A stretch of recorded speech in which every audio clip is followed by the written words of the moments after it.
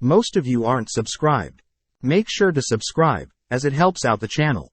Without further ado, following our MC at night, he heads towards a nearby shop, noticing a swarm of people running out of the shop. Accidentally tripping over two girls and dropping his phone, our MC notices a man wielding a knife, hearing the man threatening to harm the girls. Holding himself from running away, our MC chooses to dash towards the attacker, tackling him to the ground, allowing the girls to run away. But suddenly our MC begins to faint, realizing that the attacker had accidentally stabbed him, running away and leaving our MC bleeding out on the floor. With the two girls running over to our MC's side, our MC is grateful to have protected the girls, finally falling unconscious. Suddenly waking up in a fancy-looking room, our MC notices a maid cleaning in his room, prompting the maid and our MC's mother to call our MC Kane. With Kane's mother asking if he remembers anything, Kane looks into a nearby mirror, realizing that he is in a new body. Looking at his tiny hands, Kane hears his mother and the maid talking about how Kane was asleep for a whole week, checking to see if Kane still has a fever. Realizing that her son may be hungry, Kane's mother calls the maid, Sylvia, to whip up a meal. As his mother and Sylvia leave for the time being, Kane has some time to digest what is happening, deducing that he must have passed away that night and reincarnated in this child's body, but at least he saved the two girls. Swiftly checking out the room he's in, Kane suddenly hears Sylvia coming back with some soup, but when Sylvia enters the room she realizes that Kane had accidentally wet himself.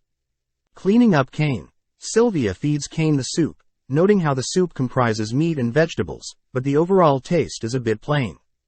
Happy to see that Kane is now full, Sylvia hoists Kane onto her shoulder, patting Kane on the back in order to get him to burp.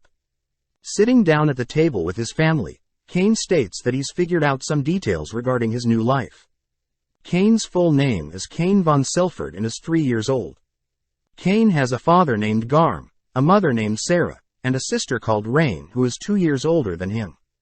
Additionally, his mother Sarah is the second wife to his father, with the first wife being Maria, with 2 sons Jin and Alec, meaning that Kane is the third son out of the entire family. Kane's father Garm is a high-ranking noble, having his own army and is the protector of land south of Gracia in the kingdom of Esfort along with the protector of the Forest of Monsters. Curious about this world, Kane had asked Sylvia about monsters, learning that there are adventurers who slay monsters, who wield weapons and magic. Ecstatic that this world has magic, Kane is told by Sylvia that he must first learn who to read and write this world's language first, making Kane even more excited, as in his previous life, his last relative had passed and he was left all alone. His father learns of Kane's interest in reading and writing, asking how Kane has had a change of mind ever since his fever. Realizing that he can't reveal that he's not actually this family's son, Kane begins to throw a fit, unable to control his new baby body. But after being fed some milk, Kane calms down, asking if he can have access to his father's books on magic and the kingdom's history. Seeing as her little brother is interested in magic, Kane's sister Rain informs Kane that people are commonly baptized before they can even use magic. Alone in his room, Kane is able to conjure up a fireball in his palm, dancing as he's achieved an amazing feat for his age. Hearing Sylvia and Rain coming, Kane hides his magic capabilities, chatting with Rain who offers to teach Kane all she knows. Day after day, Kane would be taught by his sister, learning about the 300-year history of their kingdom of Esfort. Apparently, the first ever king started as an adventurer, slowly building his empire, but when Kane hears that the king's name was Yuya, he realizes that the king was probably Japanese and reincarnated as well. Continuing to listen, Kane hears that there are elves, dwarves and beast folk in this world, excited for when he can finally explore the outside world. Skipping 2 years ahead, Kane is finally 5 years old, dressed up for his baptism. Seeing as it's his big day, Kane's entire family is here with him for this momentous day, all traveling to the location by carriage.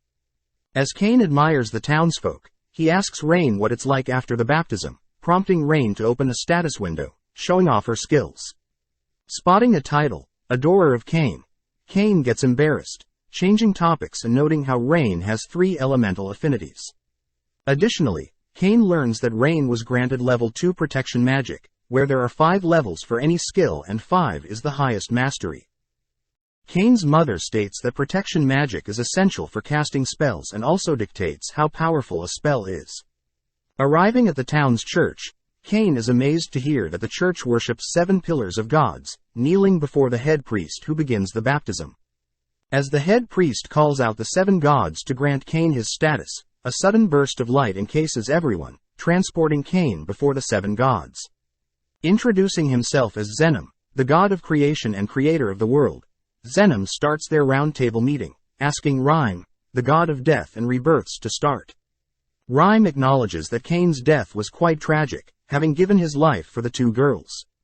But funnily enough, Rhyme reveals that if Kane hadn't intervened and stopped the attacker with a knife, the attacker would have actually tripped, allowing for passers-by to stop them. Sad that his death was not needed, Kane is happy to hear that due to his death, the attacker has been charged with murder, and the god of Earth had acknowledged Kane's brave act, giving him a second chance in this new world.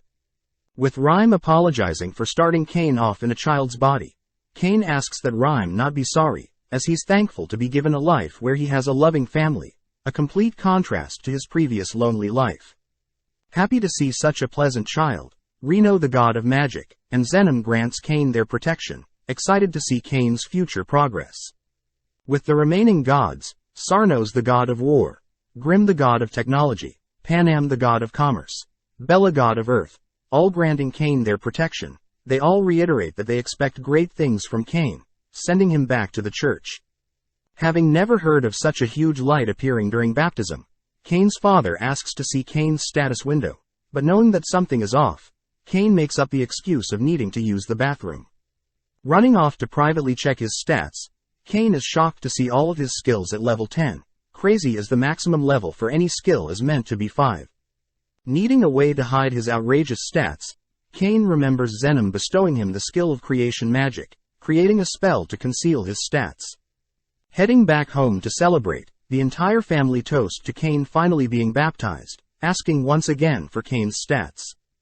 Having used his concealment magic, Kane happily shows off his stats, but when his family looks through his skills, they are all shocked to see that Kane has the 7 gods' protection, noting how Kane has 35 times the mana capacity of a highly skilled mage. Realizing that he hadn't properly concealed his status, Kane's father states that everyone in the room is to keep Kane's stats a secret, as Kane himself could be considered a threat to the kingdom. Returning to his room, Kane notes how he should have concealed his stats even more, but for now he wonders if he can try out some summoning magic. Wanting to summon an adorable fluffy pet, Kane accidentally calls forth a monster. Kane notices the monster approaching his sister and friend Parma. Not wanting his loved ones to be hurt, Kane ignites his fist, aiming to strike down the monster, but instead is forced to take a ferocious punch. Before he faints, Kane is able to call back the monster, falling to the ground, as Rein and Parma run to his side crying. Luckily, with the gods' protection, Kane wakes up with no injuries, relieving his sister and Parma, noting how in the world he has power to protect people. That night, Kane's father has gathered everyone to hear Kane's decision on life, prompting Kane to proudly announce that he wants to be an adventurer. Thanks for watching. Subscribe, like and comment.